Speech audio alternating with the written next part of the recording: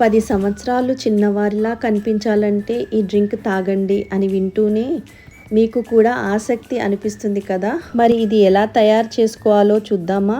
ముందుగా 2 గ్లాసుల నీళ్లు తీసుకొని అందులో ఒక గుప్పెడు పుదీనా ఆకులు, 2 యాలకులు, 2 లవంగాలు, 1 టీ స్పూన్ సోంపు వేసుకొని ఇవన్నీ బాగా మరిగించిన తర్వాత నీటిని మరగనిచ్చి 1 కప్పులో తీసుకోండి. ఈ డ్రింక్ చాలా తాజాగా ఉండటమే కాకుండా మంచి సువాసన, మంచి రుచిని కూడా ఇస్తుంది. దీనిని మీరు రోజువారీ అలవాటులో చేర్చుకోవచ్చు. మంచి ఆహారంతో పాటు తగినంత నిద్ర కూడా చాలా ముఖ్యం.